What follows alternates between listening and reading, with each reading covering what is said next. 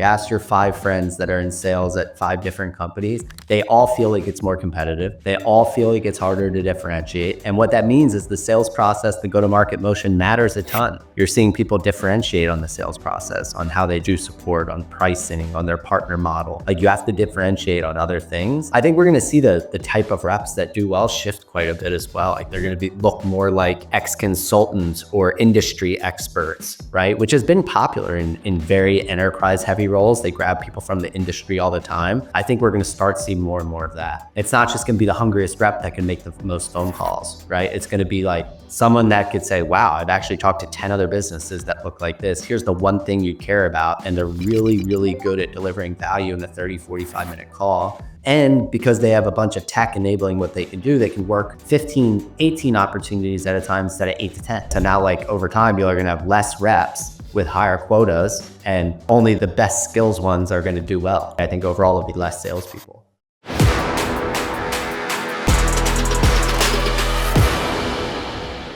Todd, what's going on, man? Michael, good to see you. What's happening? Good to see you. So today we've got Todd from Champify joining the pod, and I'm going to start by bringing us down memory lane a little bit. So I feel like every sales rep, every seller, a lot of entrepreneurs have that first story of like, hey, this is when I really kind of like saw sales for the first time, had that first experience. So I was doing a little bit of research, and I saw that back down in Jersey when you were growing up, you were selling ice cream on the beach. And, I just like want to roll back to memory lane for a moment. Like, when you were selling ice cream on the beach, like, how much of a formative experience was that for you? It's funny. I'll tell you what. I grew up in a little beach town in Jersey, so you always work, tourist related jobs. I think I used to run a parking lot at the night. So it was like a fancy restaurant, and people would be fighting over spots. So I was kind of directing traffic. It was that, and then during the day I was selling ice cream. I think both of them just gave me confidence, just talking to a whole different bunch of people, right? Like, getting comfortable saying, hey, no, that you can't park here. This is not how it works. Like, that's a lot of what sales is like having the backbone and feeling comfortable telling people no. And then on the beach, it was the best job ever. I walked around and got tan and met a bunch of people. And how formative? I don't know. I think it at least got me better at math skills and got me needing the same successful people all the time and figure out what they were doing. So I think it was cool from a networking perspective. I don't know how formative though. That's funny. Slinging ice cream by day and DQing parking spots at night. Yeah, exactly. That's good. Exactly. Nice. All right. So we can fast forward a little bit. I know that you played quarterback in high school and at Penn on the sprint team there. And a lot of, sales folks, the analogy is like as common as it gets, right? That as an AE, you're really the quarterback of the deal. Curious how much that experience playing quarterback, like, really kind of informed the way that you work as a team, and like how that kind of really led into your progression being a super successful account executive at companies like Square and Heap. I think the analogy to athletics and leadership, and it's a reason why it's kind of overused and popular, but there's a lot of truth to it. And I think it's twofold. The first is just you're doing hard things every single day, right? And like having the motivation when you're tired to get up and work out or get up and prospect. So like, I think it makes sense why a lot of athletes and musicians become great sellers and great sales leaders. I think the leadership perspective is a big one. You are the quarterback of the deal, and like you have done in your career, Klaviyo and other places, and I've done, like, the best AEs are really good at just project managing, getting the right people in the room, matching personalities, understanding how to sell internally. So I think it's all a part of it. But yeah, I think whether you're a leader on a football team or a rep, you're an orchestrator, right? And I think that skill set is extremely useful. But I think probably more importantly is just doing hard things consistently over a long period of time. Yeah. And all culminating to the end of the deal or the end of the game. You win or lose, you watch film and understand why, you try to get a little bit better, and then you start planning for the next week or the next deal, right? So there's so many similarities. Yeah, 100%. I think Gong did a great job of like really turning that into a coaching playbook, right? Like, go watch the game film and see where you can improve. So many similarities. I couldn't agree more. So, I think like there's been so much progression over the last year in sales tech. And And I guess, kind of if we were to pinpoint a couple of moments in time, right? So earlier this year, AI SDRs started becoming more popular. Um, Signal-based selling became like the hottest term out there. And you've been working on Champify for years now, so you've been way ahead of the game on a lot of this stuff, right? And so I guess you're one of the most qualified people to really talk towards this topic. Um, like, do you think we're reaching a breaking point in outbound right now, the way that things sit today? Probably. So I'll tell you what, I'm like the most bearish person on the AI SDR, and I think that we're going to see a lot of companies kind of pivot away from some of the stuff they've been doing there. I think there's a place in time for that. Twofold. Like right now, based on where the tech is, I think if you have a massive TAM and I think you have a really small deal size, I think like there's a really good use case for it. I think there's a good use case for AI SDR in certain parts of the sales process, specifically like nurture, right? Close loss, keeping some of those people warm. And I just think of it like a V2 or slightly better email nurture that people have been doing for the last 20 years, right? Like that use case, I think is good. The signal-based selling is really what's happening is think of the best SDRs, the best BDRs, the people that have been trained really well, the people that have nerded out on all the Google alerts to understand, hey, how can I understand what's happening in a business and gotten really good at research in a short amount of time. Those people, now you can take those skill sets and spread it across a bunch of people that haven't done it. I think on the kind of pro side of that, a smart individual can keep tabs on or guide what accounts they're going to focus on based on seeing so much intelligence in the market. I think the con of that is it's gotten so easy that it's a lot harder to stand out, right? And just like the first time you templated an email and said, wow, I know you went to X college, or hey, here's your first name, whatever it is, like these things have a shelf life. So I think what's happening now is no one wants another email that says, hey, I noticed you just got funding. I noticed you're hiring for this role. I know that you just had a new exec. Like in a vacuum, that stuff is getting less and less useful, right? So I think the people that figure out which of those things actually matter in terms of why that person might be a better fit for the business, or how do you have some type of first party relationship earned once within that business that you can tap into, will start to be a benefit. And I don't think that will ever change. Yeah. So with that in mind, right? Internal data, second party data, and then of course like external third party data. How do you think about kind of like pulling in the full story, right? Like all three pieces of context in one place. Yeah, I think it's a great question. So I just say the value of these, like if someone can get intelligence on something that has happened and it's not unique to your business, I think the value of that is going to go to zero. Right. So I don't think that's going to be that impactful. And I think over time, just over the next year, we'll see that getting less and less valuable. I think the things that are specifically related to your organization, we like to think about the first party data as, your B2B company-wide Rolodex, right? They've met with certain people in your organization. They were the product user for this many months in your product. They've used XYZ features. They've implemented ABC, whatever it is. Like that is hard to replicate and no one can copy it. And it's very hard to operationalize, right? Because you have data that lives in Snowflake, you have CRM data, you have Gong stuff, like there's all different data, and trying to make sense of that, I think, is really powerful. Don't get me wrong, like that has a limit, right? So you only can see there's only so many people that have used your product or bought your product or met with your team. So you still have to figure out from getting this like cold, never engaged account to engage with you. And I think the future of it is what you're doing right now, which is like podcast, thought leadership, et cetera. And what we see is outbound ends up being a lot smaller part of the go-to-market motion. Still effective, right? Because the deals are usually bigger. You can pick your customers, but it's going to be a lot smaller pie, because I don't think we're going to be able to have armies of SDRs be wildly successful long term. I think that's spot on.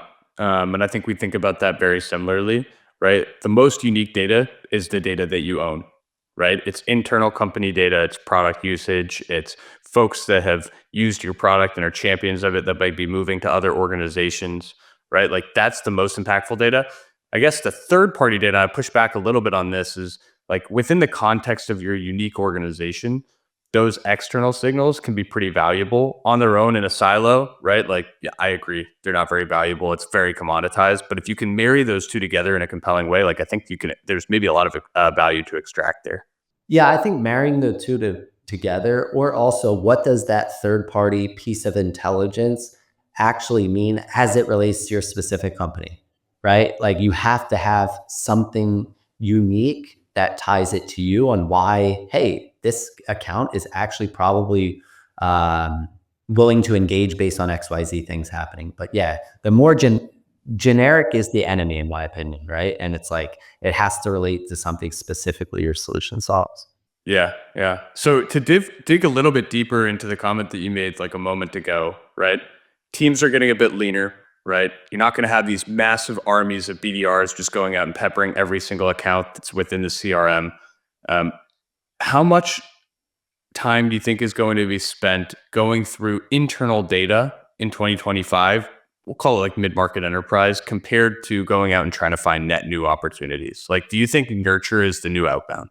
I do. I think nurture is the new outbound. And I think podcast, content, thought leadership, events replaces a lot of what the pipeline that SDRs are making up for. I think the best reps are people typically that have been in an organization for a handful of years. They have some relationships. They have a lot of closed law stops. And the people that get really good at nurture and monitoring what signals are happening in an account while you're in that nurture process to say, hey, the timing might be better. I think that's where a lot of the effort goes. I am excited about AI and we're testing a lot of this in our product today on the research front, right? So like, how do you ingest a lot of things that are happening, use some of the first party insights you have from similar customers or first party data to say, okay, how do I figure out what's happening on the open web, tie that to some of the stuff that's specifically relevant for my business. And the way I see that like impacting sales orgs is you can have AEs that are really highly trained that now can be fed certain information. So they're spending their smaller amount of prospecting hours on the highest potential value activities. Totally agreed. And I think like it's so interesting how people have been like, okay, AI SDRs are going to replace SDRs. You know, no one's really talking about the AE role in terms of it being replaced, right? And in fact, a lot of people are now arguing that it's a more important role than it was even just a year or two ago, with outbound becoming more difficult, now having to provide like a better sales process and a more consolidative sales process. Is that something that you guys are seeing at Champify? 100%. I mean, look at any category. Ask your 5 friends that are in sales at 5 different companies. They all feel like it's more competitive. They all feel like it's harder to differentiate. And what that means is the sales process, the go-to-market motion matters a ton. You're seeing people differentiate on the sales process, on how they do support, on pricing, on their partner model. Like you have to differentiate on other things. I think we're going to see the type of reps that do well shift quite a bit as well. Like they're going to look more like ex-consultants or industry experts, right? Which has been popular in very enterprise heavy roles. They grab people from the industry all the time. I think we're going to start seeing more and more of that. It's not just going to be the hungriest rep that can make the most phone calls, right? It's going to be like someone that could say, wow, I've actually talked to 10 other businesses that look like this. Here's the one thing you care about. And they're really, really good at delivering value in a 30, 45-minute call. And because they have a bunch of tech enabling what they can do, they can work 15, 18 opportunities at a time instead of 8 to 10, right? So now like over time, you're going to have less reps with higher quotas, and the best skills ones are going to do well, right? I think overall it'll be less salespeople. Yeah, yeah, more efficient, less salespeople. And the CEO and CFO wants that, right? It's like less people being less people at 30%, like it's better for everyone. Right. If you can have a more efficient go-to-market motion, I think everybody's for that. So I guess, you know, like what do you think the role of marketing looks like, right? So you kind of mentioned that the future of pipeline generation is thought leadership, right? I'd imagine a lot of that is founder led. But if you have probably a relatively famous CEO, it could be that CEO as well, or maybe an executive on the team. But with all of this in mind, and like maybe that's like the big evolution that we're looking at, how does that affect like customer marketing and ABM? I don't know. I think there's a lot there. Here's what I think more and more of the marketing dollars will go to. Early stage, like you have to have some way to get your name out there. I think the founder-led brand is a good way to do that. I think podcasts, I think thought leadership, et cetera. I think there's other companies that are doing this well. And like reinventing the event experience. Like I think the people dropping 50K for a booth, like I think that's going to get less and less popular, and people are doing these more micro owned events with really unique experiences that someone wants to actually go to. And I think there's been some really good examples of that in 2024. And I think we're going to see dozens more in 2025. I think customer marketing becomes a function that is like the same size and or if not bigger, because you have to make these existing customers happy. You have to make them look like heroes. You have to teach people how to use the product a lot more deeply because there's 10 other alternatives when there used to be 3. So customer marketing a lot. I think on the ABM front, I think when you had an army of SDRs, you can kind of just squint and say, yeah, that's kind of close enough, whatever. Let's just throw bodies at it, see what happens. I think in general, people are going to be forced to pick smaller list of accounts that they can have higher likelihood of actually being able to serve, that they're going to say, okay, I want to invest human resources on this now. So I think ABM becomes just marketing. Like, I don't think it's ABM anymore. It's just like a more narrow ICP list, and more people are going to get more dialed in on exactly what that is. And there's more tooling than ever to help you get there, which is great. So like you can get more data on a company than ever before. So you should have a really compelling reason of why that person is on your list of N accounts. And it's interesting because, email volume is up like 5x over the last 6 months. It's been increasing year over year, but, in the last 6 months alone, it's gone way up. Buyers are less likely to engage with email content with, the increase in emails from systems like Instantly and kind of mass spray and pray activity that actually gets into the inbox, which is an interesting piece. We'll see if that ever gets solved for. What are your thoughts on email as a channel? What are your thoughts on multi-channel approach in terms of the sales strategy? Obviously, marketing is always going to be sending kind of like larger scale email campaigns. What are your thoughts on the sales side of using email, phone, and LinkedIn as channels? I'll tell you what we do. We almost send 0 automated emails. And the reason is we sat there and tried to change every subject line and message and offer. And at the end of the day, it's just like you're trying to optimize a channel that's not working super well. So when I mean at like a one-to-many scale, I think a lot of people and every clay agency expert under the sun is looking at all these million different ways to save a little time or get a little bit percentage uplift or whatever that is. I think most of the time that's an excuse because people just don't want to use the phones. Our SDRs are highly successful on the phones. We spend a lot of time there. I don't know how long that window is going to be open, but it's open right now. And that's where we spend a good chunk of our time. And then I think more of it will come. I mean, you have to still have multiple channels. Like there's some people that would just never open a phone call, but I think it's going to be very call heavy while that window is open because you're competing against 5 times more volume than you were 6 months ago or whatever the number is. Yeah.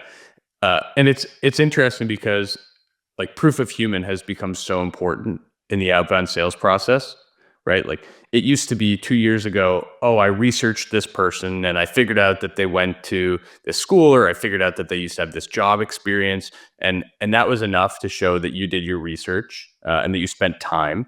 And now like so much of that is being driven by AI that actually when you personalize an email, or I'll call it over personalize an email, people are even less likely to look at it and respond, right? So it's become this inverse situation. And I think like where we're heading towards now on the email side is really value-led outreach, right? So it's being able to combine, 0-party, first-party, third-party data and take that data and contextualize it and create a valuable message, right? A message that doesn't matter if it's sent by AI or a human, that person receives it and it's potentially really valuable to them.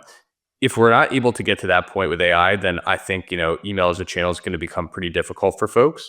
But that like a value-led outreach, I think is still relevant. It's just a different level of personalization than we've maybe seen over the last several years.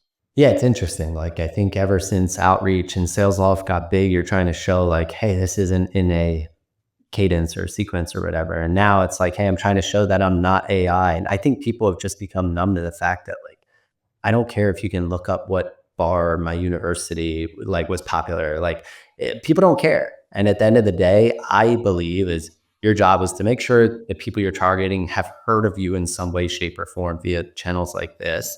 And then your message is just, here's exactly how we can help. And it's on the growth engineer, the smart ops person, or the AE to be able to say, there's a bunch of things happening at a company. Headcount's going up, new hires have gone down, this happened in their earnings, and make sense of that and why that is potentially useful for them to look at your solution. And I don't know, maybe the AI gets there and it's way smarter than all of us at some point, but I think there's just so much knowledge that people have within the four walls of an organization, and it requires like the ultimate uh, high IQ, high reasoning to make sense of all of that and tie it to that one point of value, right? So I still think it's there's a room for these salespeople even in the prospecting world. I just think it's going to be a smaller pie of their overall activities, part of the pie. It's interesting because I think the quarterback analogy actually like makes a lot of sense here too, right? So on the deal side, you're quarterbacking the deal both internally, externally, right? You're communicating with the potential customer, you're pushing that deal forward. I think what we're going to see in the future, this is just a guess, but what I think we're going to see in the future is that same type of quarterback workflow on the prospecting side, right? Rather than doing everything yourself, a lot of that work will be done, quote unquote, for you, but then approved by you. And you'll directionally decide, okay, this and this piece makes sense. Like, let me combine these two pieces of information and create a play for myself. But allowing you to do that much more efficiently than if you were to do all of that from scratch manually by hand. So I think there could be a lot of similarities between deal side and prospecting side for an AE to generate pipeline for themselves. I agree with that. And I think go study like the reps at big enterprise companies that have like 5 accounts or 3 accounts and how they're orchestrating that entire touch point from anything marketing is doing to any event they're getting to any product nurture email. It's the same idea. The problem is because it's so competitive, you have to do that same level of effort. And instead of it being $1 million deal, it's a 40K deal, right? Unfortunately, I think that's the reality we're going into. So the people that are on the lower end of that deal size have to be able to use AI to help the orchestration, to help, hey, how are we testing 4 different hypotheses? How can AE say yes, no to different channels we're going to try? I agree with you on that front. Yeah. So shifting gears a little bit, we've talked a lot about the selling process. What do you think the buying process is going to look like in 2025? Right. I think over the last year and even maybe 2, companies have been exploring a lot more technology than they usually do, going through trials and pilots. Do you think 2025 is the year where companies say, hey, we just want to double down where we think things are going to work and we're going to be a little bit less exploratory this year? Or do you think that's BS? Yeah, I don't know the answer to that. Like, as we finished out 2024, like that hasn't been the case for us. Like we're not seeing any decrease in, getting new meetings or things like that. But maybe I do think that the bar of what a product does is going to keep going up for people to want to entertain it. Like I think there's a lot of solutions that do narrow things really, really well. And we're going to hit a tipping point where it's like, look, I can't have 60 different vendors doing small parts of this. I do think that, especially in sales and marketing tech, the EBs are exhausted, right? And they're sick of telling people on their team, go look at these 100 different things. Exactly where the breaking point is, I don't know. I think it's a good question though, and I'm really not sure what happens there, but like at some point, people have to do their job. Their job isn't to evaluate a bunch of tech, right? So I do think it will hit a breaking point at some point. But people always buy software. I just think, yeah, it has gotten to a point where their job isn't to be an expert on every new AI vendor out there. Right. And I think I look at a lot of these companies that are building in this space, and it seems like so many of them are trying to be the one size fits all platform, right? Oh, we consolidate and bring together X, Y, and Z. And I think you can see this with some of the big players too, like even like a Gong and a Clary, right? And even Outreach to that point these days as well. It's like, how much of the pie can we consolidate? But then in practice, like you still have fragmented tech stacks because each of those vendors does something really well and maybe they want to use them for that, but maybe not for everything. So I feel like it's been on this back burner for so long of like, how much can we consolidate? How much of the market can we bring together into one place? I think the one company that's maybe done it well is HubSpot, with Sales Hub particularly. What are your thoughts on like where customer data potentially gets aggregated in the future? Is that something that like you think is going to be a brand new CRM, or do you think it's like, hey, like the advantage is here? I don't know. I was just talking to an investor exactly about this topic, and I think HubSpot, like they acquired Clearbit. I think like you're starting to see, okay, that's really interesting, right? Like, why do we have to buy Zoom Info and then plug it into Salesforce, and then everything gets stale and it's not integrated to the product usage data?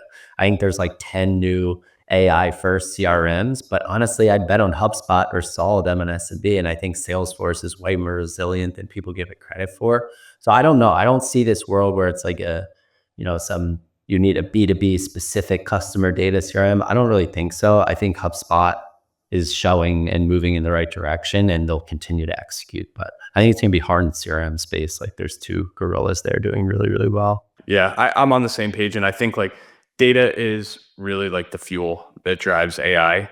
And if you can have a decent AI strategy with a ton of data, you should be in a pretty good place. So, but it'd be interesting to see what happens, right? Because like we've seen the story before. It seems unlikely, but you never know. How are you guys thinking about AI at Champify? Like, what do you guys have on the docket? Basically, we only sell to mid-market and enterprise companies. We don't do any of the like, hey, do automated outreach based on a variety of signals that I don't think are that important and are getting less important third-party wise. What I do think is where we're getting pulled by our customers more and more on, hey, we're getting all this intelligence about unique pieces of information and relationship context that we have in target accounts or in existing customer accounts. And CROs and VP of sales know that they need to arm their team to develop the right point of view and come up with the right value hypotheses. And the thing we're most excited about on the AI front is helping them do that, which is basically what's happening in a business. How does that tie to some of the unique insights we have? And how can that enable reps to come off as extremely well researched and knowledgeable about a person's business to go then, like you said, with leading with value and not leading with some gimmicky outbound email that might say get someone to do a double take. So mostly on the research front, I think there's a lot of information out there, and we've been spending a lot of time with our customers on like, okay, why does this job post matter? Why does this increase or decrease in headcount across a variety of different functions matter? What happens if something was said in an earnings call? How does that uniquely change your value prop?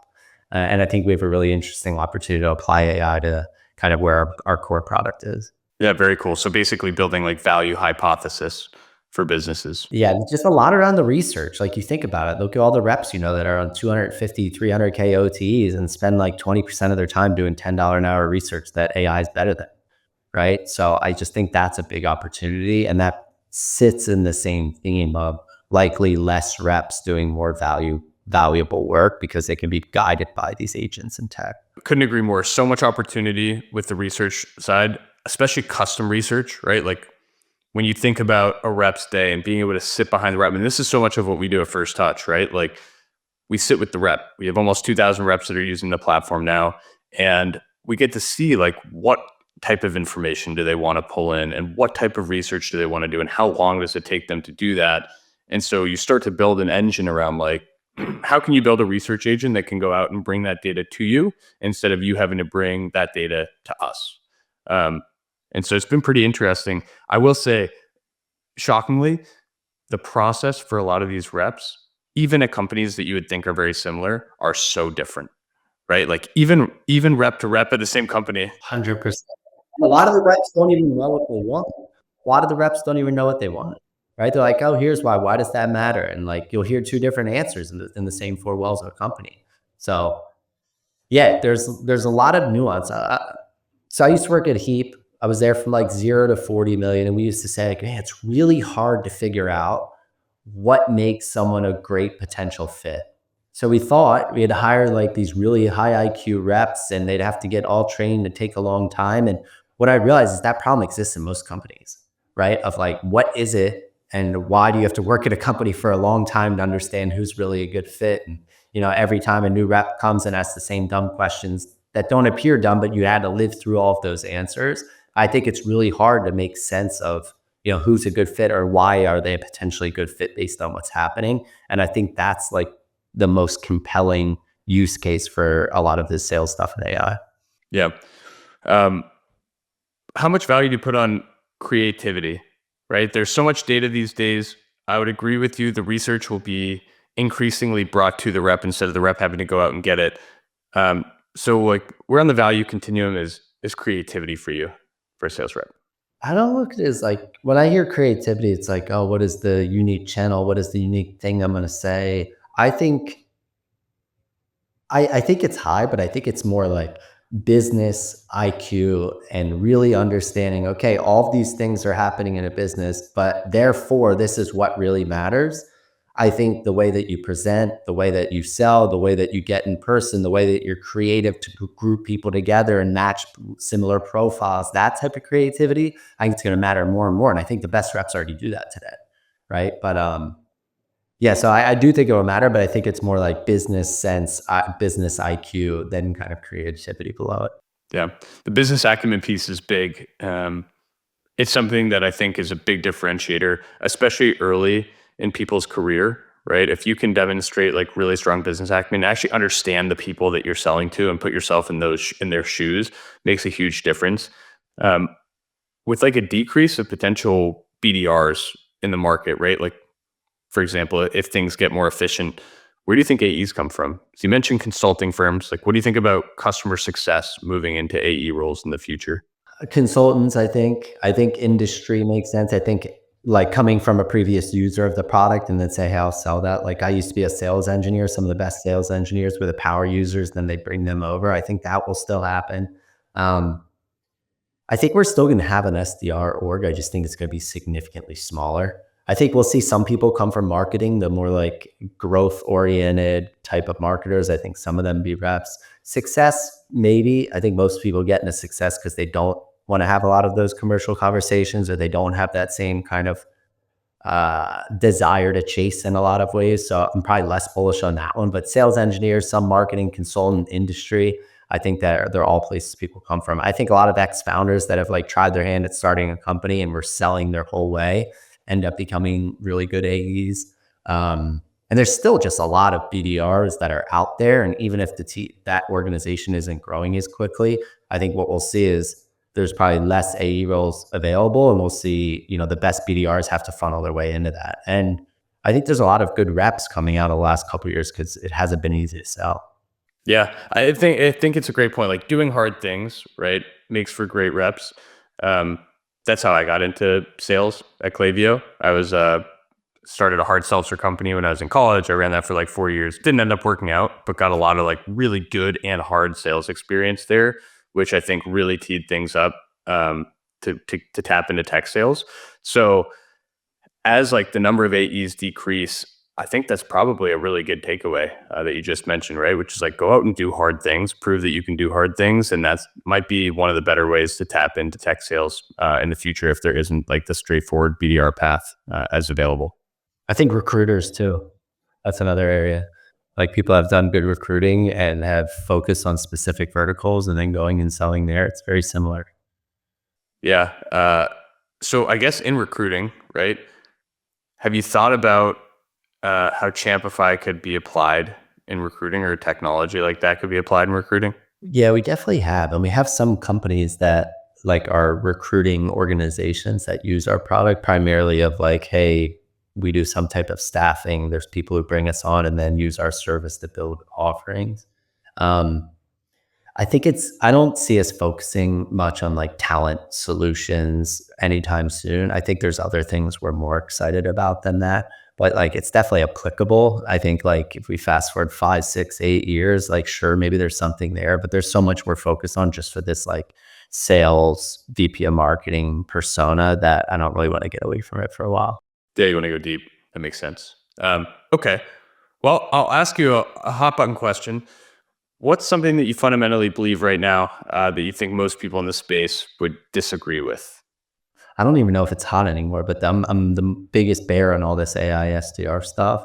I think that's the first thing that comes to mind. I think the second thing is like I don't think the best product wins, and I think that you have to learn how to differentiate on different parts of your go-to-market motion. And I think we might agree on this, but I think that's just going to become more and more important. I think that there's always been this premium placed on product teams and EPD teams that can iterate really quickly. And I think what we're starting to see is like the go-to-market teams that can iterate really quickly is a huge advantage, right? So people that can hear what's happening on a call and change the pitch that next week. People that are hearing what's happening in the market on pricing can adjust to it quickly. Like that skill set's going to become very valuable because you used to release a new feature and wow, I had 3 months, 6 months while this was different. That's not the case anymore. Like if you got a little advantage, it's like a couple weeks later, people are adding it if it's really important. So who can iterate on the go-to-market side is, I think, like an underpriced skill right now. Yeah. Super interesting to think about, right? Like product shipping maybe is becoming more and more competitive, right? Like people are able to ship much more quickly, especially with AI being involved in the development process. And we'll see what happens on the go-to-market side. But yeah, I guess like shipping go-to-market updates is almost as important as shipping product these days. With that in mind, any tools that you're looking at for 2025 for Champify? Like anything that you're seeing in the market that you're like, that might be an interesting thing to try out? Some of the stuff around video, like some of the AI stuff for video, like we're doing this podcast. How do we go and cut some of this out? We use a product called Goldcast today. But like in general, I think video is going to keep getting more and more popular. I'm not really good at it. Like I write on LinkedIn and I don't have that much success with videos. I want to test some of that as to why. So I think some of the video stuff in AI I'm excited about. Honestly, I think most of the go-to-market problems are training and enablement issues, not tooling. So most of my thing is just like, okay, how do we completely get better at individual parts in our sales process? And I don't think most is a tech problem. So I'm probably like the least tech forward or confident in that some magic tool is going to fix things. But I do look at it in terms of saving time for things like video editing or saving times for like content ideas or things like that. But there's not like one or two things I'm like, oh my God, I have to go try this thing. That's a good take. I like it. A lot of people are like, yeah, I'm trying out this tool, this tool, this tool. I'm going to solve this problem and that problem. And you're like, look, we have the tooling we need. We just need to focus on process and leveling people up. This shit is hard. Like if you've been in sales for a while, there's like, okay, there's only like a handful of conversion rates that matter. And once you figure out one, something else will kind of break. And it's your job to like pick the hole that's the leakiest or the biggest impact and go fix that thing. And I think most of it is training and enablement. People are looking for some magic tool out there. And it's like, no, it's supposed to feel like this. So that's what I think. Yeah. I mean, I think we're on the same page there. Efficiency is everything. And especially depending on like ACB and the total addressable market, how many folks you're actually reaching out to, efficiency becomes super important or it becomes really important, right? Like there isn't much, there aren't many organizations that don't value like having truly efficient reps. So super interesting. Todd, this has been awesome. Anything else that you want to share that's top of mind for you? Not really. I think we talked about a lot of the big things, honestly, I'm thinking about right now. Like where's some of this going? But I think my advice to people is like really think about how you can differentiate on the go-to-market process, get some enablement in place and like constantly trying to chip away at that thing. But it's supposed to feel hard. There's no like one solution that's going to make this easier. So I don't know. I've tried to just embrace that. Yes, this is what it feels like. Keep chipping away at it. Keep kind of moving one step in the right direction. Over time, this starts to feel easier and easier. Yeah, that's awesome. Great advice. And for those of you that are listening to this as well, like Champify is an awesome solution. I've been super bullish on champions at companies that are using technology that move to new ones being like the best low-hanging fruit and the best opportunities to break into new accounts and also revive deals that maybe have gone cold that have a new, a person with a different point of view. I did a lot of this at Klaviyo and it worked awesome. So Todd, thanks so much for joining. If you don't mind, just share with everyone, where they can find you online. Todd's an amazing poster on LinkedIn, a lot of value in his posts. I read them all the time. So yeah, if you don't mind sharing, that'd be awesome. Yeah, glad you're getting value. And I always tell people like Champify in our category, which we call kind of, warmth-based selling, operationalized or B2B Rolodex. Whether you use us or someone else or hire an intern or have a team overseas, do something for this. Like it is one of the most surefire bets you can work. And every company is different in terms of how big of an impact they'll have. And a lot of it's the skill set around kind of using a product like ours. But yeah, I'm on LinkedIn. My name's Todd Busler, just exactly as it sounds. Find me, friend me. If you have questions on things that we've talked about, I'm happy to be a lending ear. But Michael, I appreciate you having me on. Awesome. Appreciate it, Todd. Thanks a lot.